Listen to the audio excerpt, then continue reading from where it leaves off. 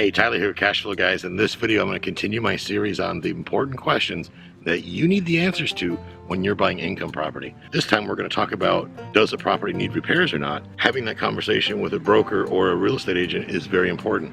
Now, you might be thinking to yourself, well, Tyler, they're not going to tell me if it needs repairs. Well, I beg to differ with you. In most states, it is a requirement for the listing agent or any realtor that represents you to disclose any material facts that have an impact on the value of the property, okay? That is a requirement. Should they know about something being wrong and it have an impact on the value and they fail to disclose it, they could lose their real estate license.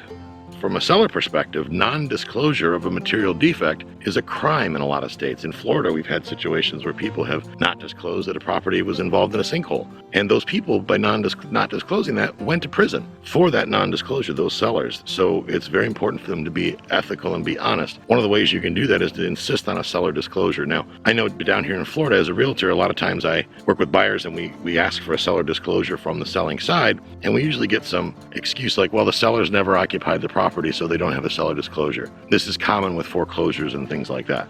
When foreclosure properties happen, a lot of times the bank officer who's handling the listing has never even seen the house, never even stepped foot in it. So reasonably, they probably don't know about what's happened in the property unless there's some sort of documentation that was brought to their attention. However, when that's not the case, if this, just say it's a landlord and they used it as a rental property, they didn't reside or live in the property, that doesn't mean they shouldn't have a reasonable expectation of what has gone on with the property, because after all, they've hopefully been maintaining it while they owned it. So they've done things like replaced air conditioners, replaced roofs, leaky pipes, stuff like that, septic issues, sewer issues, all these things. There should be some documentation of that. So I have a hard time believing that the seller's just completely clueless on a property they own when they're a landlord. So push past that, object, and insist that the seller fill out a seller disclosure form. I'll cover that seller disclosure form in another video. If you need a copy of that seller disclosure form, feel free to drop us an email, info@cashflowguys.com, info@cashflowguys.com, and I will put I'll send you out a copy of our seller disclosure to help you out and help you get on track. That said, why are these repairs important? Well, number one, you'll know what to expect in the future.